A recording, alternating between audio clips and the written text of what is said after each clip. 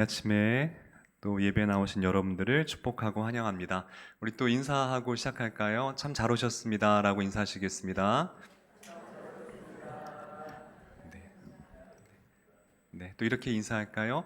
성령 충만합시다, 말씀 충만합시다 라고 인사하시겠습니다. 네, 감사합니다. 오늘 말씀의 제목은 믿음은 점이 아닌 선입니다 라는 제목으로 하나님 말씀을 함께 나눴으면 좋겠습니다.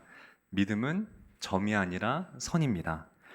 자, 제가 재미있게 읽었던 책 가운데에 유영만 교수님 잘 아실 거예요. 교수님의 책 가운데 나무는 나무라지 않는다. 제목이 재밌어요. 나무는 나무라지 않는다. 이런 책이 있는데요. 이 책의 내용은 나무의 존재 방식에서 우리 사람의 삶의 본질과 태도를 배우자는 것입니다. 나무를 통해서 배우자는 것인데요. 나무가 맨몸으로 그 자리를 지키면서 묵묵히 살아가는 그 나무의 모습을 통해서 사람들도 자신의 본연의 모습으로 자신의 삶의 소명을 다하며 살아야 된다는 것입니다. 근데 거기에 그 책에 참 오늘 말씀과 연계되는 참 귀한 말씀이 있어서 한번 제가 읽어드리겠습니다. 화면 보시고 여러분들 눈으로 한번 읽어주세요. 나무가 성장하는 원동력은 흔들리기 때문이다.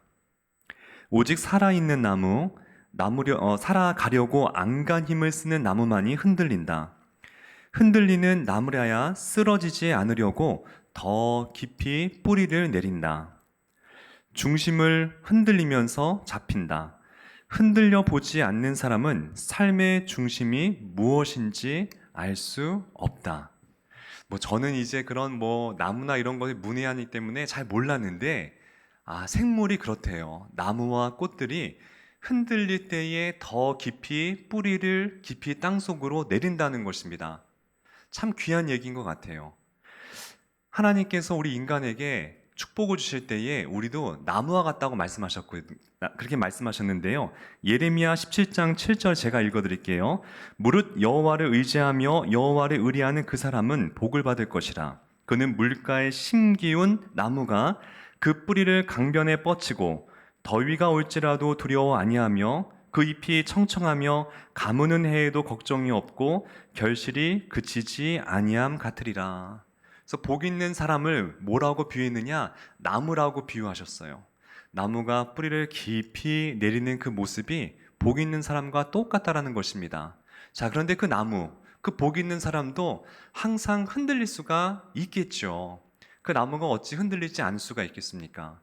여러분들 제가 쉬운 질문, 그냥 답이 있는 문제는 아니지만은 여러분들 믿음 있는 사람이 흔들릴까요? 믿음이 없는 사람이 흔들릴까요? 답이 있는 건 아닌데 저는 그 전에는 믿음이 없는 사람이 흔들리는 줄 알았어요. 믿음이 없는 사람이 흔들려서 넘어지고 이럴 줄 알았는데 꼭 그런 것만은 아니에요. 오히려 내가 믿음이 있기에 내 자신이 흔들리고 있구나, 이것을 믿음 있는 사람이 알 수 있다는 거예요.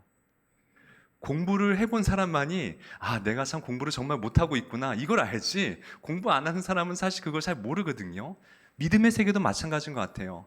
오히려 믿음에 민감하고 내가 열심히 신앙생활하는 사람만이 내가 지금 흔들리고 있구나, 내가 지금 하나님께서 원치 않는 그 길을 걸어가고 있구나, 이것을 단박에 알 수 있다는 것이에요. 그래서 우리는 제가 지난번 설교 때도 시를 소개했죠. 사람도 흔들리면서 피는 것처럼 믿음도 마찬가지예요. 믿음도 때론 우리에게 바람이 불고 태풍이 오고 어떤 인생의 모진 굴곡의 어떤 시간이 나에게 찾아올 때에 얼마든지 흔들릴 수 있다는 것이에요. 근데 그것을 위해서 우리가 이겨내기 위해서 우리는 믿음의 뿌리를 더 깊이 내려야 된다는 것입니다.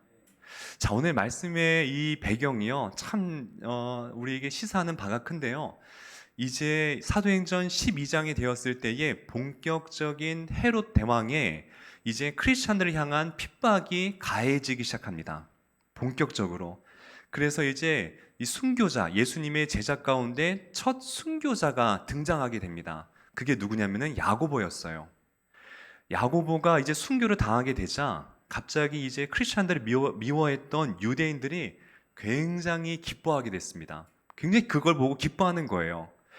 헤롯이 그 모습을 보고 그래서 유대인들이 굉장히 좋아하네. 그러면서 이것을 자신의 정치에 이용하려고 합니다. 이제 크리스천을 잡아서 죽이면 죽일수록 누구의 인기가 높아지겠습니까? 헤롯의 인기가 높아지는 것이었어요. 헤롯이 계산을 합니다. 그러면은 이 크리스천 중에 가장 수장인 사람을 잡아서 죽이게 되면은 내 인기는 절정에 올라가겠구나, 이런 생각을 하게 됩니다. 그 수장이 누구였을까요? 베드로였습니다.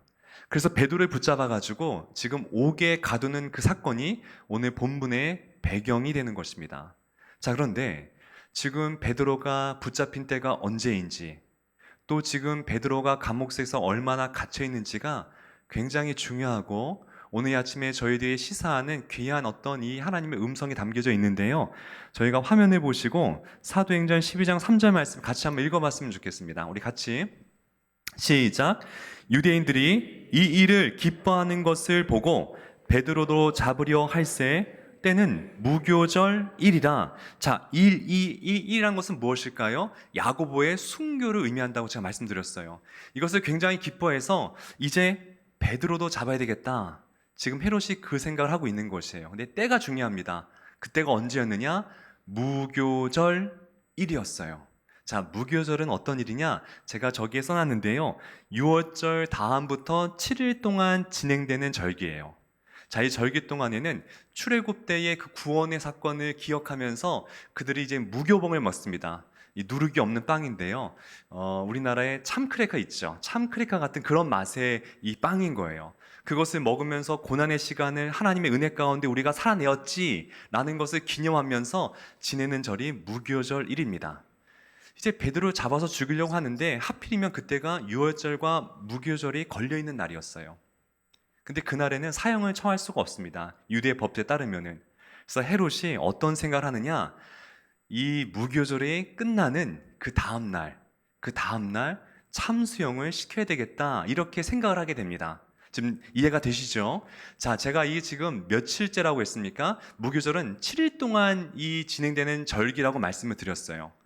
자, 그런데 하나님의 천사가 호련히 그 옥중에 나타나서 이 쇠사슬에 묶여있던 이 바울의 이 쇠사슬을 풀려주고 이 옥에서 바울을 이제 자유를 얻게 이렇게 하는 내용이 오늘 본문에 등장이 합니다.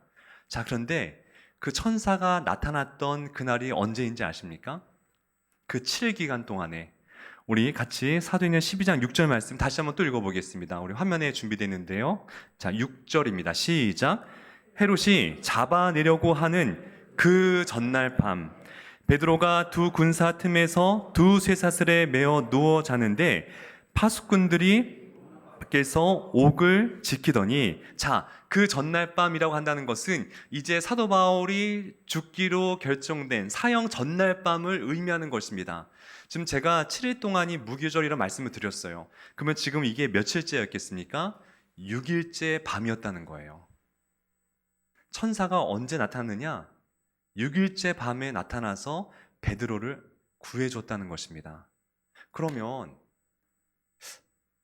저희가 여기서 한번 질문을 가져야 돼요. 하나님이 베드로를 사랑하시잖아요. 그리고 우리를 사랑하시잖아요. 그러면 저 같으면 제가 만약에 하나님이라고 한다면은 잡힌 그날에 풀려주면 더 좋잖아요. 아니, 첫날이 아니라면은 둘째 날, 셋째 날, 넷째 날, 여러 날이 있었는데 왜 마지막 날 베드로를 풀어줬냐는 거예요. 오늘 여기에 오늘 우리가 나누고자 하는 그 말씀의 핵심이 있다는 것입니다. 그 이유는 무엇이냐? 오늘 설교의 제목처럼 우리의 믿음은 점이 아니라 선이기 때문이에요. 무슨 얘기냐? 우리 하나님께서는 저희들의 믿음이 우리가 마지막 순간까지 끝까지 점점 내 앞에 응답이 되지 아니하고 그 기도의 응답이 더디 올지라도 끝까지 첫째 날, 둘째 날, 다섯째 날, 여섯째 날까지 그 믿음을 연속적으로 지킬 수가 있는지를 우리에게 물어보기 위함이라는 것이에요. 만약에 우리가 기도하는 것마다 그날 바로 우리가 응답이 된다고 한다면 그것도 좋겠지요. 근데 만약에 하나님께서 우리에게 더디 응답을 주신다고 했을 때에 우리의 믿음이 어떻게 되겠습니까? 흔들릴 수 있겠죠. 그러면 그 흔들리는 믿음을 우리가 더 깊이 뿌리를 내리면서 그 믿음을 계속해서 연장할 수 있느냐? 하나님은 그것을 보기 위함이라는 것이에요. 주님께서는 베드로의 믿음이 그 절망적인 최후의 순간에서도 연속적으로 이어지는 살아있는 믿음이 되기를 원하셨다는 것입니다. 하나님이 그래서 때론 우리의 기도를 끝까지 버티다가 그 기도에 응답을 하실 때가 많이 있다는 것이에요. 베드로의 뿐만이 아닙니다. 제가 어저께 노아에 대한 이야기를 했어요. 근데 우리가 성경을 잘 읽지 않게 되면은 노아가 이제 방주를 다 만든 다음에 거기에 모든 동물들과 모든 양식을 다 실은 다음에 이제 배의 문을 닫습니다. 하나님이 닫거든요. 자, 그러면 어떻게 돼야 되겠습니까? 문이 닫힘과 동시에 땅에서 홍수가 나고 하늘에서 물이 떨어지고 비가 내리고 그렇게 해야 더 드라마틱하지 않겠습니까? 딱 이 뭔가 맞아 떨어지면서 영화같이 뭔가 딱 멋있게 되잖아요. 멋있는 이 장면이 연출이 되지 않겠습니까? 근데 그게 아니었어요. 비가 언제 내렸는지 아십니까? 노아가 들어가고 7일 이후에 비가 내립니다. 제가 창세기 7장 9절을 읽어드릴게요. 한번 들어보세요. 하나님이 노아에게 명하신 대로 암수 둘씩 노아에게 나와 방주로 들어가더니 7일 후에 홍수가 땅에 덮이니 노아 600세 되던 해 곧 그달 7일이라 그날에 큰 기품의 샘들이 터지며 하늘의 창들이 열려 40주야를 비가 땅에 쏟아졌더라. 자, 7일 후에 비가 내렸다는 것이에요. 저는 그때를 가만히 제가 한번 상상해 보면서 여러분들 그때 모든 마을 사람들이 노아가 이제 곧 비가 올 것이니까 여러분들 빨리 이 방주에 타라고 그 이야기를 120년간 했을 것입니다. 그러면 노아는 그 사람들로부터 손가락질 당하면서 조롱당하고 비아냥당하고 핍박당했을 거예요. 사람들이 이제 그날에 왔다는 것을 알았을 겁니다. 노아가 말한 그날이었을까요? 그날이 이었으니까요. 그럼 사람들이 어떻게 했을까요? 저는 그 방주 곁으로 와서 구경하러 왔을 것 같아요. 많은 사람들이, 특별히 불량한 사람들이 와서 야, 정말 비가 오는지 한번 가서 우리 보자. 막 술 가지고 가져오면서 그 방주 앞에서 모닥불 피면서 술 마시면서 조롱하며 봤을 것 같아요. 그런데 웬걸요? 문이 닫혔는데 비가 내리지 않는 거예요. 사람들이 그랬겠죠. 저거 봐라. 저럴 줄 알았어. 역시 저 늙은이는 정신이 이상한 것이었어. 자, 그러면 그 배 안에 있는 노아와 식구들의 입장에 생각해 봅시다. 노아도 살짝 긴장이 되지 않았을까요? 내가 잘못 들었을까? 하나님, 과연 비가 내리는 게 맞을까요? 아들들도 며느리도 노아를 아마 어쩌면은 의심스럽게 쳐다보았을 수도 있었을 거예요. 그런데 마지막 7일이 되었을 때에 땅에서 물이 솟구치고 하늘에서 폭풍같이 비가 쏟아내리기 시작했다는 것이에요. 그럼 똑같은 질문 하셔야 돼요. 그러면은 정말 영화처럼 문이 딱 닫힌과 동시에 비가 내리면 얼마나 더 멋져 보여요. 얼마나 더 이 노아의 마음 가운데 역시 우리 하나님이셔, 이런 마음이 들지 않겠습니까? 그런데 왜 하나님은 7일 동안 그 노아에게 그런 기다림의 시간을 허락하셨을까요? 마찬가지예요. 노아에게도 그 믿음이 끝까지 점이 아니라 선으로 연장되며 나아가기를 하나님은 원하고 계셨다는 것이에요. 우리가 한 번 찍는 점처럼 믿음을 발휘하는 건 누구나 할 수 있지 않습니까? 근데 그 점들을 매일매일의 삶 속에서 점을 찍어가면서 선으로 만드는 그것은 정말 하나님 앞에 참된 믿음을 가진 자만이 할 수 있는 일임을 여러분들 꼭 명심했으면 좋겠습니다. 그뿐만이 아닙니다. 여러분들 이런 예가 굉장히 많이 있어요. 여러분들 여리고 성이 무너지는 그 과정 우리 너무 잘 알고 계세요. 우리가 이게 이렇게 생각해요. 흔히들 여리고 성은 진짜 이스라엘 백성들이 거저 이겼지, 거저 승리했지 생각하는데 저는 그렇게 생각하지 않습니다. 오히려 칼과 창으로 싸우는 게 더 사실 쉬웠을 수도 있는 그런 전쟁이었어요. 왠지 아십니까? 하나님이 말씀하셨어요. 여호수아에게 저 여리고성을 하루에 한 바퀴씩, 그리고 7일째 되던 날은 몇 바퀴 돌았습니까? 7바퀴 돌라고 명령하셨어요. 되게 쉬울 것 같아요. 제가 한번 읽어드릴게요. 제가 현대인의 성경으로 여호수아서 6장 3절부터 4절 읽어드리겠습니다. 너와 너의 모든 군대는 여리고성 주변을 6일 동안 매일 한 바퀴씩 돌아라. 제사장 7명이 각자 수양의 뿔로 만든 나팔을 들고 법궤 앞에서 돌게 하고 7일째 되는 날에는 제사장들이 나팔을 부는 가운데 너희가 그 성을 7바퀴 돌아야 할 것이니라. 자, 하루에 한 바퀴씩 6일간은, 그리고 7일째에는 7바퀴를 돌았습니다. 그렇죠? 근데 제가 지금부터 산수 문제 드릴게요.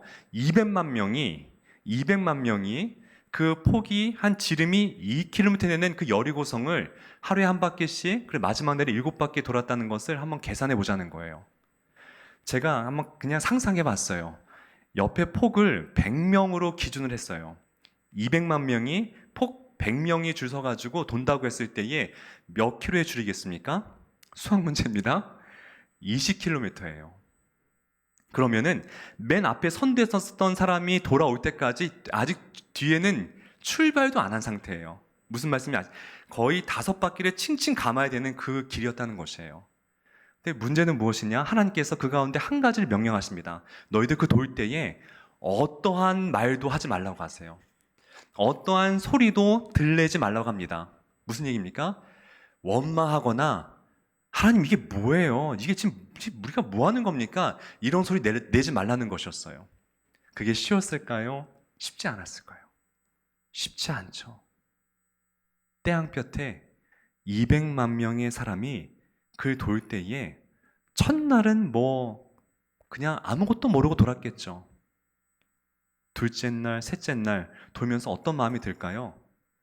여호수아가 지금 이 얘기를 듣는 게 확실한 걸까? 이게 지금 우리가 지금 전쟁하자고 하는 거야? 이게 전쟁이야? 이런 마음에 의구심이 들지 않았겠습니까? 회의가 들지 않았겠습니까? 더 힘든 건 무엇인지 아십니까? 그럼 한 바퀴 돌고 2바퀴 돌고 3바퀴 돌면은 적어도 여리고 성의 벽돌 한 장은 떨어져야죠. 아니면 먼지라도 떨어져야죠. 아니면 뭐 하다못해 뭔가 살짝 금이라도 가기 시작하는 것을 보게 됐더라면은 어쩌면 믿음에 더 용기가 생겨서 더 열심히 돌았을 것 같아요. 그런데 웬걸요? 7일째 6바퀴 돌 때까지 아무런 여리고 성에는 변화가 없었다는 것이에요. 하나님이 왜 그렇게 말씀하셨을까요? 그냥 한 바퀴 돌 때 무너지면은 하나님도 편하시고 이스라엘 백성도 이렇게 고생할 필요가 없지 않겠습니까? 근데 왜 이렇게 하나님께서는 이런 명령을 하셨을까요? 똑같은 거예요. 한 바퀴 도는 거, 누구나 모르고 하는 거, 누구나 할 수 있다는 거예요. 근데 그런 믿음의 점들이 계속해서 오늘도 내일도 모레도 글피도 7일 동안 계속 그것을 원망 없이 불평 없이 계속 걸을 수 있냐는 거예요. 하나님께서 우리 그걸 원하신다는 거죠. 소리내지 않고 원망하지 않고 끝까지 이 길을 너 따라올 수 있느냐? 하나님이 그것을 우리에게 보여주시기 원하셨고 그러한 믿음, 선으로 이어지는 믿음을 갖게 하기 위함이었다라는 것입니다. 이해가 되세요? 제가 또 수학 문제 낼게요. 여러분들 그 마가의 다락방에 성령께서 성령 강림 이 사건이 일어나죠. 근데 우리가 사도행전 잘 보다시피 오순절날 그것이 이루어져요. 그죠? 오순절날. 자, 오순절날 성령 강림이 이 마가의 다락방에 성령께서 임재하시는데 잘 보게 되면은 예수님께서 이제 부활하신 다음에 50일이 지난 것이 바로 오순절이에요. 예수님께서 부활하시고 50일이 지난 다음에 바로 오순절인데요. 그럼 제가 문제를 드리겠습니다. 예수님이 부활하신 다음에 제자들과 며칠간 이 땅에서 지내셨나요? 40일 계셨어요. 맞습니다. 그 예수님이 승천하시면서 이 제자들과 또 이 예수님의 부활을 목격한 사람들에게 너희들 이 성을 떠나지 말고 기도하라고 말씀하세요. 그죠? 자, 그것이 사도행전 1장 4절과 5절에 있는데 우리 같이 한번 화면 보시고 한번 같이 읽었으면 좋겠습니다. 시작. 사도와 함께 모이사 그들에게 분부하여 이르시되 예루살렘을 떠나지 말고 내게서 들은 바 아버지께서 약속하신 것을 기다리라. 너희는 몇 날이 못되어 성령으로 세례를 받으리라 하셨느니라. 자, 예수님께서 분명히 말씀하셨어요. 얘들아, 너희들 떠나지 말고 여기서 기도하고 있으면 몇 날이 못되어서 성령께서 너희들이 임하실 거야.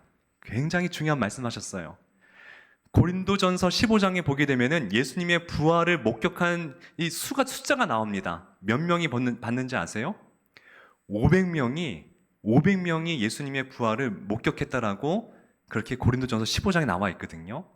그럼 저는 생각을 했어요. 아, 그러면은 예수님께서 그때 너희들 떠나지 말고 기도하라고 이 이야기를 들었던 사람은 적어도 500명이 그 이야기를 들었겠구나. 그죠? 자, 그런데 마가의 다락방에서 성령의 임재를 체험한 사람 몇 사람이었습니까? 120명이었어요. 그럼 나머지 380명은 어디 갔냐는 거예요. 아마 제 생각인데요. 처음 예수님께서 너희들 여기서 열심히 기도해라 라고 했을 때에 아마 그 500명 중에 대다수는 다 함께 기도했을 거예요. 하루가 지났습니다. 아무런 일이 일어나지 않았어요. 10명은 집에 갔을 거예요. 또 이튿날 또 기도했습니다. 아무런 조짐이 나타나지 않아요. 또 20명은 다시 그냥 집으로 돌아갑니다. 여러분들, 그리고 나서 열흘째가 되었어요. 예수님이 40일에 떠났으니까는 열흘 뒤에 오순절의 날이 되지 않았겠습니까? 그리고 성령께서 오셨어요. 그때 남아있던 사람은 120명 뿐이었다는 거예요. 380명은 그들이 갖고 있던 믿음을 끝까지 선으로 갖고 있질 못했다라는 데에 아쉬움이 있다라는 것이에요. 첫 성령의 임재를 체험할 수 있는 엄청난 특권을 놓쳤다라는 것이죠. 왜요?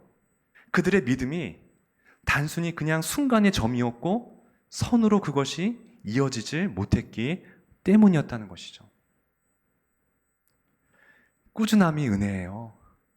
끝까지 가는 사람이 복을 받는 것이에요. 우리의 믿음 점 찍는 거 누구나 할 수 있습니다. 이 점들을 매일매일 찍는 것이 너무나 중요하다는 것이죠. 여러분들 요한계시록 2장에 보게 되면은 하나님께서 에베소 교회를 굉장히 칭찬을 많이 하세요. 참 너희들이 인내했고 그리고 정말 이 이단들을 정말 너희들이 잘 막아냈고 정말 너무 수고가 많았다. 내가 너희들의 수고를 잘 알고 있다. 근데 한 가지 마지막에 하나님께서 질책을 하십니다. 제가 읽어드릴게요. 내가 너의 행위와 수고와 내 인내를 알고 또 악한 자들을 용납하지 아니한 것과 자칭 사도라 하되 아닌 자들을 시험하여 그 거짓된 것을 내가 드러낸 것과 또 너가 참고 내 이름을 위하여 견디고 게으르지 아니한 것을 내가 아노라. 그러나 너를 책망할 것이 있나니 너의 처음 사랑을 버렸느니라. 아무리 그 앞에 정말 잘한 것들이 구구절절 나열해 있어도 마지막에 하나님께서 근데 한 가지 너가 잘못한 것이 있는데 너의 그 믿음이 선으로 이어지지 못했구나. 그 말씀을 하신다는 거예요. 너무 아쉽다는 것이죠. 우리가 믿음을 시작하는 것도 중요하지만 그것을 끝까지 이어가는 것은 더 중요하다는 것입니다. 사울 왕도 그 믿음이 끝까지 이어지지 못했어요. 가롯 유다도 끝까지 그것을 선으로 자신의 믿음을 증명하지 못했어요. 그럼 누가 끝까지 하나님 앞에 칭찬받느냐? 그 믿음을 끝까지 이어가는 자가 하나님 앞에 면류관을 받을 수가 있다는 것이죠. 이야기 하나 하고 제가 마칠게요. 천주교 역사상 우리나라에 처음으로 이 조선 땅에 처음으로 이 땅에 들어온 신부님이 누구냐면은 청나라의 주문모 신부님이라고 하십니다. 청나라의 주문모 신부님. 1795년도에 이제 그때 이 조선 땅에 이미 천주교 신자들이 계셨다라고 해요. 어떤 루트를 통해서 들어왔는지는 몰라도, 그래서 그 소식을, 이 베이징에서 소식을 듣고 이제 이 신부님인 주문모 신부님을 이제 서울로 파견하게 됩니다. 근데 문제는 무엇이었냐면은 그때 이 조선의 조정에서는 외국 이 신부님의 포교 활동을 아주 금지하고 있었습니다. 굉장히 엄하게 금지하고 있었어요. 이 주은모 신부님이 굉장히 열심히 여기서 사목 활동을 하면서, 목회 활동하면서 열심히 한 결과 한 4천 명이었던 그 천주교 신자가 6년 만에 10,000명이 되게 됩니다. 굉장히 많이 부흥을 하게 된 거죠. 하나님 믿는 자들의 수가 늘어난 거죠. 근데 이것을 조선의 조정이 이걸 알게 돼요. 그리고 이 주문모 신부님을 체포령이 떨어지게 됩니다. 그래서 모든 이 사람들이 이 신부님을 잡으려고 이 나라에서 혈안이 되었습니다. 그것을 알게 되어서 이제 성도들이 다시 이제 이 신부님에게, 신부님, 이제 목숨이, 여기 계시면 목숨이 안전하지 못할 터이니 빨리 고국으로 돌아가시라고 이렇게 피신을 시켜드립니다. 그래서 이 주모 신부님께서 이제 의주를 거쳐서 압록강 앞까지 오게 돼요. 그리고 압록강만 건너가면은 자신의 고향으로 안전하게 돌아갈 수가 있었습니다. 자, 그런데요, 어떤 소식을 듣게 돼요. 그것이 무엇이냐면은 지금 이 조선에서 이 신부님을 잡기 위해서 지금 이 성도들을 붙잡아서 고문을 하고 죽이고 있다는 소식을 듣게 됩니다. 이 신부님의 어디 있는지 그 위치를 알아내기 위해서 이제 막 이 성도들을 붙잡아서 고문하고 있다는 것이에요. 그 소식을 듣게 됩니다. 이 신부님이 이 강만 건너면은 자신은 안전하게 고향으로 돌아갈 수가 있었어요. 근데 그 소식을 들으니까 고향으로 돌아갈 수가 없는 거예요. 다시 서울로 내려와서 의군부에 자수를 하게 됩니다. 그리고 이 주은모 신부님은 참수형을 당하게 돼요. 그의 나이가 48이었어요. 두 가지 이유 때문이었습니다. 첫 번째는 나 때문에 애꿎은 천주교 신자가 더 이상 죽는 것을 볼 수가 없었기 때문이었어요. 그 성도에 대한 사랑 때문이었고요. 두 번째는 무엇이냐? 하나님 앞에 자신의 믿음이 끝까지 이어지는 삶으로 하나님 앞에 가고 싶었기 때문이었다는 것이에요. 우리 예수님도 마찬가지세요. 겟세마네 동산에서 이 죽음의 잔을 하나님, 내가 피할 수만 있다면 피하게 달라고 간절히 기도하셨어요. 예수님도 어쩌면은 그 마음 가운데 흔들림이 있었을 것 같아요. 왜요? 사람이었는데요. 당연히 그러셨겠죠. 그런데 우리를 위해서 그 십자가의 길을 묵묵히 걸어오셨다는 것입니다. 왜요? 하나님 앞에 그 믿음을 끝까지 연장되어 이어지는 선으로 마감하고 싶었기 때문이었다는 것이죠. 사랑하는 우리 신함교회 교회 여러분, 우리 끝까지 갔으면 좋겠습니다. 그냥 오늘 저만으로 우리의 믿음을 우리가 기뻐하는 것이 아니라 내일도 그 점을 찍고 모레도 7일째 되는 날, 우리가 마지막 주 앞에 선 날까지 그 믿음을 끝까지 지켜내시는 복된 여러분 되시기를 좋으신 예수님의 이름으로 축복하고 축원드립니다.